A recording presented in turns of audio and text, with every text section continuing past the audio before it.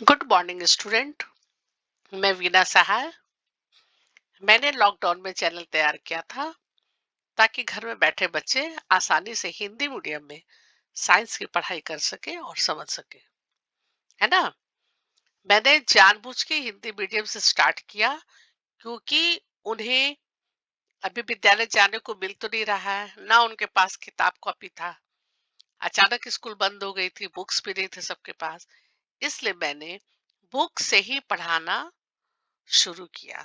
अब मुझे ये इजी लगा ताकि जिनके पास किताब हो या नहीं हो वो किताब से पढ़ लेंगे, है ना। और मैंने पाठ्यक्रम जितने भी क्वेश्चन आंसर है, जितने भी क्वेश्चन उसको मैंने सॉल्व किया है और लास्ट में सारे क्वेश्चन का आंसर बतलाया है। ठीक है। किसी भी चैप्टर के लास्ट में आप लोग देखिएगा तो सारे क्वेश्चंस के आंसर हमने बतलाया है।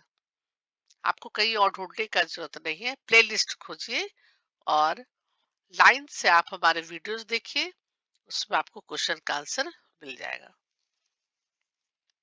ठीक है। इसके पहले वीडियो में मैंने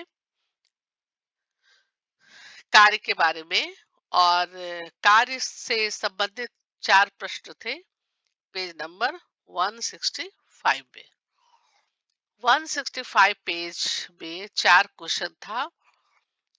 हम कब कहते हैं ये कार्य किया गया है ना। तो 1, 2, 3, 4 4 क्वेश्चन मैंने सॉल्व किया था। और आज मैं ऊर्जा मीन्स एनर्जी, है ना, ऊर्जा को क्या कहते हैं, एनर्जी। तो आज एनर्जी के बारे में बता रही हूँ, ध्यान दीजिएगा। ऊर्जा है क्या। हम लोगों का शरीर जो चलता है ना, या किसी मशीन को हम लोग देखते हैं वो चलता है, तो क्या ऐसे ही चलता है या उसका लाइफ जितने सालों का रहता है, 10 साल, 15 साल, 20 साल, या हमारा शरीर 100 साल, 80 साल, 70 साल। तो जो शरीर जो चलता है या एक मशीन जो चलता है, उसको ऊर्जा की आवश्यकता पड़ती है, एक तरह की ताकत की आवश्यकता पड़ती है ना, ईंधन की आवश्यकता पड़ती है। तो हमारा ईंधन क्या हुआ और ईंधन के फलस्वरूप हमें क्या मिला, ऊर्जा मिला।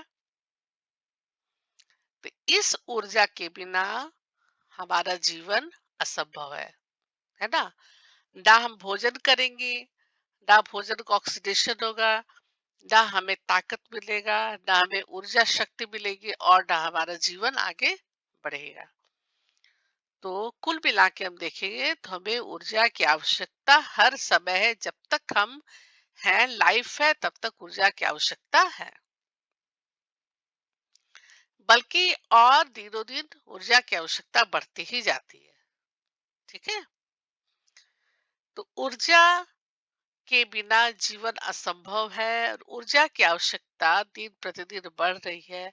हमें ऊर्जा कहाँ से प्राप्त होती है, ये भी हमें जानना चाहिए। ऊर्जा कहाँ से मिल रहा है। सूर्य हमारे लिए ऊर्जा का सबसे बड़ा प्राकृतिक स्रोत है ना। सूर्य नहीं रहता तो क्या होता, हमारा विश्व ही बिल्कुल अंधकार में डूबा रहता, है ना। तो सूर्य हमारे लिए ऊर्जा का सबसे बड़ा प्राकृतिक स्रोत है। हमारे ऊर्जा के बहुत से स्रोत सूर्य से भी उत्पन्न होते हैं। हम परमाणुओं के नाभिकों से, पृथ्वी के आंतरिक भागों से तथा ज्वार भाटों से भी ऊर्जा प्राप्त कर सकते हैं। क्या ऊर्जा के अन्य स्रोत भी होते हैं, ऊर्जा के अन्य स्रोत भी हैं।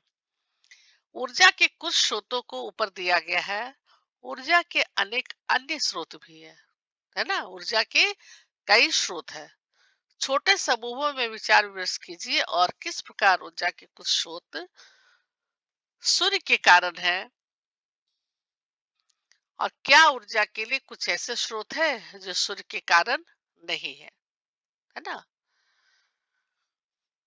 ऊर्जा शब्द का प्रयोग प्रायः हमारे दैनिक जीवन में होता रहता है,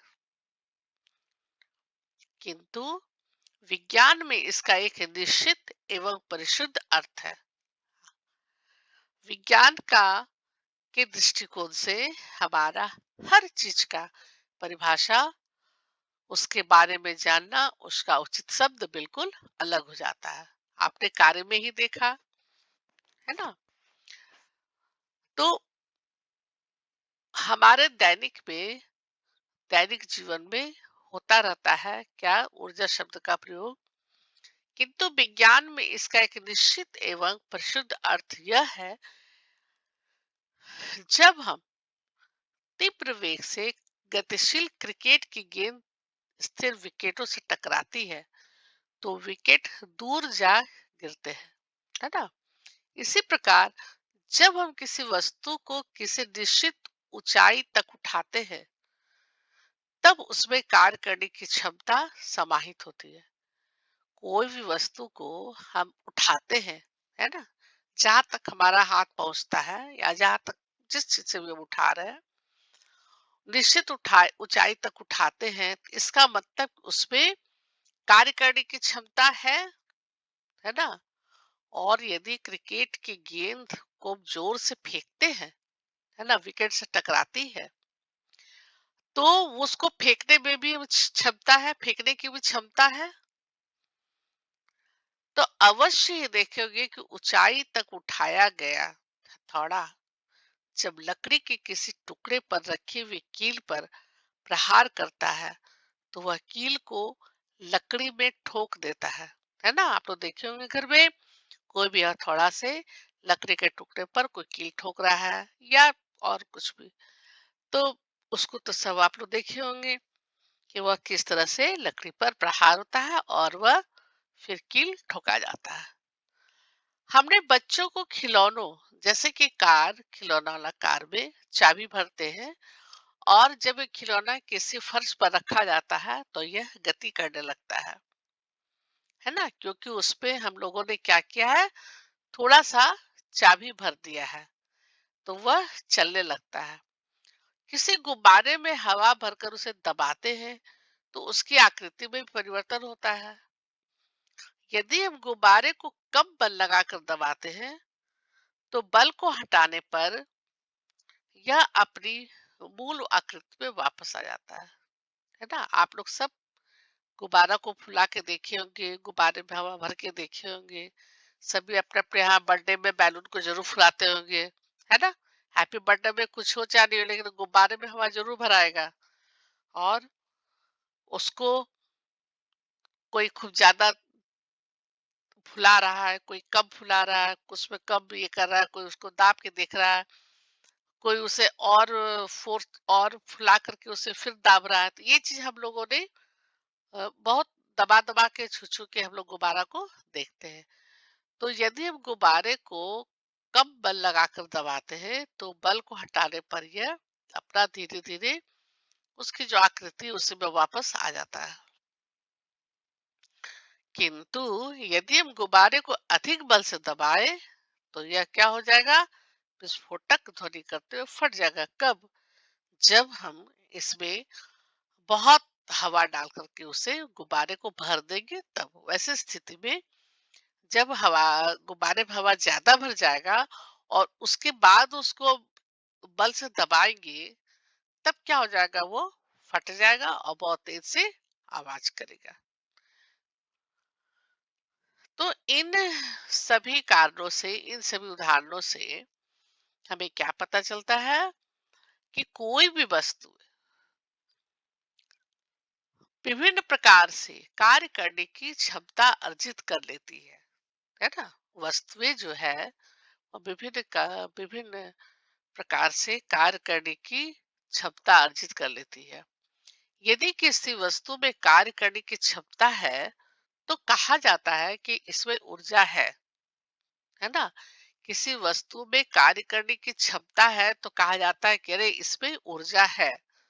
जो वस्तु कार्य करती है उसमें ऊर्जा की हानि होती है ना? उसमें ऊर्जा की हानि होती है, और जिस वस्तु पर कार्य किया जाता है उसमें उसकी वृद्धि होती है। ठीक है? तो कहने का मतलब कि कोई भी कार्य, कोई भी वस्तु में कार्य हो रहा है, मान लीजिए कि जैसे कि हम ही किसी चीज को हथौड़ा हथौड़ा से मान लीजिए ठोक रहे हैं, है ना? तो कार्य करने की क्षमता है ना? तभी तो उस पे कील ठोका जा रहा है ना? कील ठोका जा रहा है। तो इसमें क्या हो जाता है कि वस्तु में कार्य करने की क्षमता है तो कहा जाता है कि इसमें ऊर्जा है। जो वस्तु कार्य करती है उसमें ऊर्जा की हानि होती है, और जिस वस्तु पर कार्य किया जाता है उसमें ऊर्जा की वृद्धि होती है। मतलब कि जिस पे कार्य किया जाता है, कार्य करने की क्षमता होती है, तो उसमें ऊर्जा की हानि होती है, क्योंकि उसका ऊर्जा निकल कर वाप वो निकल करके कहाँ चला जाता है, जिस वस्तु पर कार्य किया गया है उसमें ऊर्जा चला जाता है, और वहां पर ऊर्जा की वृद्धि होती है ना? ऐसे समझेंगे हम लोग। और जिस वस्तु में कार्य करने की और करने की क्षमता है तो उसको तो खैर कह ही रहे कि उसमें ऊर्जा है, लेकिन जो वस्तु कार्य करती है, जो वस्तु कार्य करे उसमें क्या हो रहा है, उसके ऊर्जा का हानि हो रहा है। ठीक है, उसमें ऊर्जा की हानि हो रही है, और ऊर्जा जो हानि हो रहा है वो ऊर्जा का वृद्धि कहाँ हो रहा है, तो जिस वस्तु पर कार्य किया गया है जाता है उसमें ऊर्जा की वृद्धि होती है। तो यदि किसी वस्तु में यदि ऊर्जा है तो यह कैसे कार्य करती है? कोई वस्तु जिसमें ऊर्जा है वह दूसरी वस्तु पर बल लगा सकती है? अब ऐसा होता है तो ऊर्जा पहली वस्तु से दूसरी वस्तु में स्थानांतरित हो जाती है, और दूसरी वस्तु क्योंकि कुछ ऊर्जा ग्रहण करती है इसलिए कुछ कार्य कर सकती है, और इस प्रकार यह गति में आ सकती है। और इस प्रकार पहली वस्तु में कार्य करने की क्षमता है। इसका मतलब यह हुआ कि कोई भी वस्तु जिसमें ऊर्जा है वह कार्य कर सकती है ना? इसको फिर ध्यान से देखिए, कितना अच्छा से समझाया गया है, और आपको समझने में बहुत आसानी होगी कि यदि किसी वस्तु में यदि ऊर्जा है, ठीक है, और कोई वस्तु जिसमें ऊर्जा है तो वह दूसरी वस्तु में बगल लगा सकती है, क्योंकि यदि उसमें क्षमता है, उसमें ताकत है, तब वह दूसरे वस्तु पर बल लगा सकती है ना? और जब ऐसा होता है तो ऊर्जा पहली वस्तु से दूसरी वस्तु में आ जाती है, दूसरी वस्तु में ऊर्जा की वृद्धि हो जाती है, दूसरी वस्तु ऊर्जा का स्थलांतरित हो जाता है। ठीक है, ऐसे समझिए। तो पहली वस्तु से दूसरी वस्तु में ऊर्जा स्थानांतरित हो जाता है, ऊर्जा की वृद्धि हो जाती है। तो दूसरी वस्तु क्योंकि ऊर्जा ग्रहण कर चुकी होती है, ऊर्जा ग्रहण कर लेती है, उसके पास ऊर्जा की वृद्धि हो जाती है, इसलिए कुछ कार्य कर सकती है, और इस प्रकार वह यह जो वस्तु जो है वह गति में आ सकती है। इस प्रकार पहली वस्तु में कार्य करने की क्षमता है, पहली वस्तु में कार्य करने की क्षमता है, इसका मतलब है ना? तो क्या हुआ कि वस्तु में यदि इसका अर्थ हुआ कि यदि कोई भी वस्तु जिसमें ऊर्जा है वह कार्य कर सकती है, यानी कि ऊर्जा है उसमें कार्य करने की क्षमता है ना? तो हम क्या कहेंगे, जिसमें कार्य करने की क्षमता है उसे ऊर्जा कहते हैं।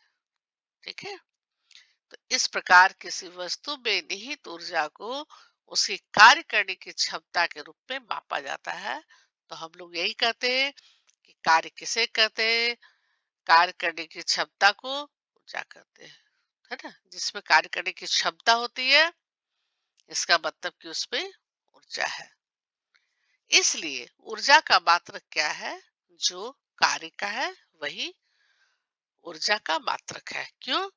क्योंकि कार्य का अर्थात जूल है, तो एक जूल कार्य करने के लिए एक जूल कार्य करने के लिए आवश्यक ऊर्जा की मात्रा एक जूल होती है। तो ऊर्जा का मात्रक वही है जो कार्य कहा है, क्योंकि किसी वस्तु में निहित ऊर्जा को उसके कार्य करने की क्षमता के रूप में मापा जाता है ना। उसकी ऊर्जा को, उसके निहित ऊर्जा को उसके कार्य करने की क्षमता के रूप में मापा जाता है। इसलिए ऊर्जा का जो मात्रक दिया गया है वह कार्य का मात्रक दिया गया है। जो कार्य का है वही ऊर्जा का रहेगा। ठीक है, तो हम ऐसे लिख सकते हैं कि 1 जूल कार्य करने के लिए आवश्यक है ऊर्जा की मात्रा 1 जूल। 1 जूल होती है ना। कभी कभी ऊर्जा के बड़े मात्रक किलो जूल यानी कि के जे का उपयोग किया जाता है। कभी कभी ऊर्जा के बड़े मात्रक पे किलो जूल का यानी कि के जे का उपयोग किया जाता है। के जे यानी कि 1000 जूल के बराबर। 1 kg मने 1 किलो, है ना। 1 किलो, 1 किलो मीन्स 1000 जूल। ठीक है, इतना तो आप लोग समझ गए होंगे। तो हम इसको क्या सिंपल भाषा में बोलेंगे, कार्य करने की क्षमता को ऊर्जा कहते हैं, है ना। कार्य करने की क्षमता को, जिस कार्य करने की क्षमता हो यानी कि ऊर्जा है, कार्य करने की क्षमता है। ठीक है, अब हम पढ़ेंगे ऊर्जा के कितने रूप होते हैं। ऊर्जा के कई रूप होते हैं। जिस संसार में हम लोग रहते हैं उसमें ऊर्जा अनेकों रूप में विद्यमान रहते हैं। विभिन्न रूपों में स्थितिज ऊर्जा, गतिज ऊर्जा, उष्मीय ऊर्जा, रासायनिक ऊर्जा, विद्युत ऊर्जा, ध्वनि ऊर्जा, प्रकाश ऊर्जा, रासायनिक ऊर्जा, नाभिकीय ऊर्जा, फिर तापीय ऊर्जा, बहुत सारे उष्मीय ऊर्जा, बहुत सारे अ, ऊर्जा के रूप है ना। सूर्य हमारे लिए ऊर्जा का सबसे बड़ा प्राकृतिक स्रोत है, ये तो हम लोग जान रहे हैं। और हमारी ऊर्जा के बहुत से स्रोत सूर्य से उत्पन्न होते हैं। हम परमाणुओं के नाभिकों से और पृथ्वी के आंतरिक भागों से तथा ज्वार भाटा से भी ऊर्जा प्राप्त कर लेते हैं। और जिस संसार में हम रहते हैं उसमें ऊर्जा अनेक रूपों में विद्यमान है। बहुत ऊर्जा, है ना। कई तरह की ऊर्जा विद्यमान है। अभी कई मैंने बतलाया, स्थितिज ऊर्जा है, गतिज ऊर्जा है, रासायनिक ऊर्जा है, विद्युत ऊर्जा है, प्रकाशीय ऊर्जा, उष्मीय ऊर्जा है, नाभिकीय ऊर्जा है, तापीय ऊर्जा है ना। बहुत सारे ऊर्जा इसमें सम्मिलित है। ठीक है, जेम्स प्रेस्कॉट जूल एक प्रतिभाशाली ब्रिटिश भौतिक विज्ञानी थे। वे अपने विद्युत तथा ऊष्मा गति के अनुसंधानों के लिए विशेष रूप से प्रसिद्ध हुए। अन्य विचारों के अतिरिक्त उन्होंने विद्युत के ऊष्मीय प्रभाव के बारे में नियम बनाया और उन्होंने ऊर्जा संरक्षण नियम को प्रयोगात्मक रूप से सत्यापित किया तथा ऊष्मा के यांत्रिक तुल्यांक के मान की खोज की। ऊर्जा तथा कार्य के मात्रक का नाम जूल। इन्हीं के नाम पे, इन्हीं के सम्मान में जूल मात्रक रखा गया है ना। इनका क्या नाम है? James Prescott joule. British physics थे, फिजिक्स के वैज्ञानिक। तो सबसे पहले हम देख रहे हैं कि गतिज ऊर्जा। गतिज ऊर्जा का नाम आप लोग सुने होंगे। ये है गतिज ऊर्जा। ठीक है, गतिज ऊर्जा, गतिज ऊर्जा के नाम से क्या लगता है? जिसमें गति हो रहा हो, है ना। कैसा लग रहा है? जिसमें गति हो रहा हो, गतिज। इसको इंग्लिश में कहते हैं काइनेटिक एनर्जी। काइनेटिक एनर्जी कहते हैं। तो सबसे पहले क्रियाकलाप हम देखते हैं कि क्या लिखा हुआ है। एक भारी गेंद लेंगे और इस पर रेत की मोटी परत पर गिराएंगे, है ना। रेत पर बालू की मोटी परत पर गिराएंगे और गीले रेत की सतह अच्छा कार्य करेगी। गीले रेत की सतह अच्छा कार्य करेगी। गेंद को रेत पर लगभग 25 सेंटीमीटर की ऊंचाई से गिराएंगे। गेंद को बालू पर लगभग 25 सेंटीमीटर की ऊंचाई से गिराएंगे तो गेंद रेत में एक गर्त गड्ढा बना देगी, है ना। जहां पर से हम गिराएंगे 25 सेंटीमीटर की ऊंचाई से, तो वहां पर क्या हो जाएगा, एक गोल गड्ढा हो जाएगा। इस क्रियाकलाप को फिर हम क्या करेंगे, 50 सेंटीमीटर, फिर 1 मीटर तथा 1.5 मीटर की ऊंचाइयों से गेंद को गिराकर दोहरा दोहरा के देखते जाएंगे। ठीक है। सुनिश्चित करें कि सभी गर्त सुस्पष्ट दिखलाई दे। फिर गेंद को गिराने की ऊंचाई के अनुसार सभी गर्तों पर निशान लगाते जाएंगे कि यह कहाँ से गिरा, ये कितना से गिरा, ये इतना से गिरा, ये इतना सेंटीमीटर से गिरा, ये 50 सेंटीमीटर से गिरा। ठीक है। एक उसका हम लोग निशान बनाते जाएंगे। और गहराइयों की भी तुलना करेंगे, कहाँ पर कौन गहरा हुआ, इसमें कौन सी गर्त सबसे अधिक गहरी है, कौन सा गड्ढा सबसे अधिक उथला है और ऐसा क्यों है। गेंद ने किस कारण से गहरा गड्ढा बनाया, इस पर विचार विमर्श कीजिए। है ना। आप लोग तो बहुत खेलते होंगे, पिंडो खेल भी खेलते होंगे, और बॉल कैच करने वाला भी खेलते होंगे, या फेंकने वाला भी करते होंगे। शॉर्ट फुट फेंक रहता है बहुत भारी सा, कि कौन सबसे दूर फेंक सकता है, या सिंपल गेंद ही शॉर्ट फुट तो अभी आप लोग उतना नहीं खेले होंगे। क्रिकेट बॉल या और कोई गेंद भी, कि चलो देखते फेंक करके कि इतना दूरी से हम फेंकते हैं, किसका सबसे दूर गया या किसका कितना गड्ढा हुआ, या हम और ऊंचा से फेंक के देख रहे हैं ना। ऐसा एक्सपेरिमेंट आप लोग भी करते होंगे, किए होंगे और देखे होंगे, है ना। तो क्या होता है, इसके बारे में आप लोग विचार कीजिए कि क्या हुआ होगा, कौन सबसे अधिक गड्ढा हुआ होगा। हम सबसे ऊंचा से गिराए होंगे तो वो सबसे ज्यादा अधिक गड्ढा हुआ होगा, या फिर जो सबसे 25 सेंटीमीटर से गिरा है, वो गहरा हुआ होगा, है ना। या जो सबसे ऊपर से हमने गिराया तो वो गड्ढा उथला है, या जो सबसे शुरू में कम डिस्टेंस से गिरा है वो उथला है।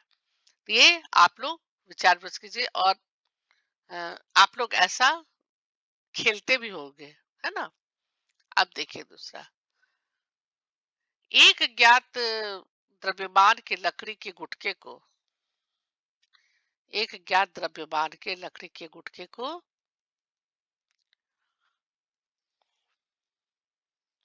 ट्रॉली के सामने की सुविधाजनक निश्चित दूरी पर रखें, है ना। ट्रॉली के सामने किसी सुविधाजनक निश्चित दूरी पर रखिए, और पलड़े पर एक ज्ञात द्रव्यमान रखिए जिससे कि ट्रॉली गतिमान हो जाए, ट्रॉली वो उस पर चलना शुरू कर दे, है ना। और ट्रॉली आगे चलती है तो लकड़ी के गुटके से टकराती है, जो लकड़ी का जो गुटका है उसे क्या होगा, वह टकराती है। बीज पर एक अवरोधक इस प्रकार लगाइए कि गुटके से टकराने के पश्चात ट्रॉली वही रुक जाए, है ना। ऐसा होगा ना कि जब हम किसी अवरोधक को रख देंगे, रोक देंगे, अवरोधक मेज पर रहेगा, तो क्या होगा, गुटके से टकराने के पश्चात ट्रॉली वही रुक जाएगा, है ना। ट्रॉली वही रुक जाएगा। तो गुटका विस्थापित हो जाता है, गुटका जो है वह विस्थापित हो जाएगा, और गुटके के विस्थापन को मापिए कि कितना दूर के लिए वह, कितना जगह के लिए वह विस्थापित हुआ है। इसका अर्थ हुआ कि जैसे ही गुटके ने ऊर्जा ग्रहण की, है ना, जैसे ही गुटके ने ऊर्जा ग्रहण की तो ट्रॉली द्वारा गुटके पर कार्य किया गया। जब वो ऊर्जा ग्रहण किया तो ट्रॉली द्वारा गुटका पर कार्य किया गया, है ना। देखिए जैसे ही उस पर जब टकराया गया तो वह अपना थोड़ा सा जब उसको अ, मिला उसको थोड़ा सा, तो वह आगे बढ़ने लगा, है ना। अपना जगह से वो आगे बढ़ा, यानी कि इसमें थोड़ा सा डिस्प्लेसमेंट हुआ, थोड़ा सा जगह से परिवर्तित हुआ, है ना। तो विस्थापित हो जाता है। और गुटके के विस्थापन को मापना है, इसका अर्थ हुआ कि जैसे गुटके में थोड़ा सा एनर्जी मिला उसको, जैसे एनर्जी लिया, ग्रहण किया, कैच किया तो ट्रॉली द्वारा गुटके पर कार्य किया गया, है ना। ट्रॉली द्वारा गुटके पर कार्य हुआ क्योंकि उसको थोड़ा सा ऊर्जा मिला। तो ये ऊर्जा कहाँ से आई? तो पलड़े पर रखे द्रव्यमान को बढ़ाकर इस प्रयोग को फिर दोहराइए। आप क्या करें, द्रव्यमान को थोड़ा सा और ज्यादा बढ़ाकर देखेंगे और इस प्रयोग को फिर दोहराएंगे। तो किस अवस्था में विस्थापन अधिक होगा और किस अवस्था में कार्य अधिक होगा? इस क्रियाकलाप पे गतिशील ट्रॉली कार्य करती है, अतः इसमें ऊर्जा विद्यमान है ना। तो क्या होगा, हम ज्यादा द्रव्यमान को बढ़ाएंगे, ज्यादा एनर्जी लगाएंगे, ज्यादा ऊर्जा को ग्रहण करेंगे, का उपयोग करेंगे, तो यह ट्रॉली अधिक विस्थापित होगा, है ना। तो ट्रॉली जो है ज्यादा कार्य करेगी, ज्यादा देर गतिशील होगा क्योंकि इसमें ऊर्जा विद्यमान है। द्रव्यमान बढ़ाएंगे तो विस्थापन भी अधिक होगा। ठीक है। एक चलती हुई वस्तु कार्य कर सकती है, एक चलती हुई वस्तु कार्य कर सकती है। एक तेज चलती वस्तु अपने सदृश अपेक्षाकृत धीमी चलती हुई वस्तु से अधिक कार्य कर सकती है। एक तेज चलती वस्तु अपने सदृश अपेक्षाकृत धीमी चलती हुई वस्तु से अधिक कार्य कर सकती है। और एक गतिशील गोली, बहती हुई हवा, घूमता हुआ पहिया और एक गतिशील पत्थर, ये सभी कार्य कर सकते हैं, है ना। एक चलती हुई वस्तु कार्य कर सकती है, एक तेज चलती वस्तु अपने सदस्य अपेक्षाकृत धीमी चलती हुई वस्तु से अधिक कार्य कर सकती है, एक गतिशील गोली कर सकती है, बहती हुई हवा, घूमता हुआ पहिया, एक गतिशील पत्थर, ये सभी कार्य कर सकते हैं। चलता हुआ गाड़ी, कमान से छोड़ा हुआ तीर, है ना, बंदूक से छोड़ा हुआ गोली। तो ये आ, सभी कार्य कर सकते हैं। और गोली लक्ष्य को कैसे भेद पाती है? गोली लक्ष्य को कैसे भेद पाती है? बहती हुई हवा पवन चक्की के पंखुड़ियों को कैसे घुमा सकती है? और गतिशील वस्तुओं में ऊर्जा होती है, गतिशील वस्तुओं में ऊर्जा होती है। गिरता हुआ नारियल, गतिशील कार, लुढ़कता हुआ पत्थर, उड़ता हुआ हवाई जहाज, बहता हुआ पानी, बहती हुई हवा, दौड़ता हुआ खिलाड़ी आदि सभी में गतिज ऊर्जा है ना। तो हम ये कह सकते हैं कि किसी वस्तु में उसकी गति के कारण, किसी वस्तु में उसकी गति के कारण जो निहित ऊर्जा को गतिज ऊर्जा कहते हैं। किसी वस्तु में उसकी गति के कारण जो सो ऊर्जा समाया हुआ है, उसमें ऊर्जा संरक्षित है, उसमें जो निहित ऊर्जा है, उस ऊर्जा को हम गतिज ऊर्जा कहेंगे। तो किसी वस्तु की गतिज ऊर्जा उसकी चाल के साथ बढ़ती है। किसी वस्तु की गतिज ऊर्जा उसकी चाल के साथ बढ़ती है। आज हम यही तक रहने देते हैं, है ना। आज का टॉपिक बस यही तक है कि किसी वस्तु की गतिज ऊर्जा उसकी चाल के साथ बढ़ती है। और कितने सारे गतिज ऊर्जा के उदाहरण इन्होंने दिया है ना। गिरता हुआ नारियल, गतिशील कार, लुढ़कता हुआ पत्थर, उड़ता हुआ हवाई जहाज, बहता हुआ पानी, उड़ती हुई चिड़िया, बंदूक से निकला हुआ गोली, घूमता हुआ पहिया, बहता हुआ पवन चक्की। और ये तो इस तरह से गतिज ऊर्जा के बहुत सारे एग्जाम्पल है। और ये हम कह सकते हैं कि जिन वस्तुओं में या किसी वस्तु में के गति के कारण निहित ऊर्जा को गतिज ऊर्जा कहते हैं, या किसी वस्तु की गतिज ऊर्जा उसकी चाल के साथ बढ़ती है ना। ये हमें याद रखना होगा। तो कोई भी चीज रनिंग अवस्था में है, डिस्प्लेसमेंट अवस्था में है, अ, चल ही रहा है, वह रुका नहीं है, गतिमान अवस्था में है, तो उसको हम गतिज ऊर्जा कहेंगे। ठीक है। तो कितना अच्छा एग्जाम्पल दिया हुआ है, देखिए, बहती हुआ दौड़ता हुआ खिलाड़ी, कोई चल रहा है, को मान लो धीरे धीरे रेंग रहा है तो भी गतिज ऊर्जा में आएगा। वह धीरे धीरे दौड़ रहा है या धीरे धीरे कुछ भी, है ना, जो गतिमान स्थिति में है, तो उसे हम कहेंगे गतिज ऊर्जा। गतिज ऊर्जा कहेंगे। और किसी वस्तु की गतिज ऊर्जा उसकी चाल के साथ बढ़ती है ना। गतिज ऊर्जा बहुत तेज भी हो सकता है ना, बहुत स्पीड में भी हो सकता है और बहुत स्लो भी हो सकता है। तो ये उसकी चाल के साथ बढ़ती है, चाल के साथ घट सकती है। तो आज मैं यहीं तक पढ़ा कर रह जाती हूँ, नेक्स्ट वीडियो में और डालूंगी। तब तक के लिए आप लोग को जो कुछ क्वेश्चन वगैरह कुछ होगा, कमेंट होगा, लिखिएगा, पूछिएगा। सब्सक्राइब कीजिएगा, आइकॉन बेल जरूर प्रेस कीजिएगा, है ना। और जो भी पूछना होगा कमेंट कीजिएगा, कोई ये दिक्कत नहीं है। ठीक है, चलिए, good bye, thank you, bye bye.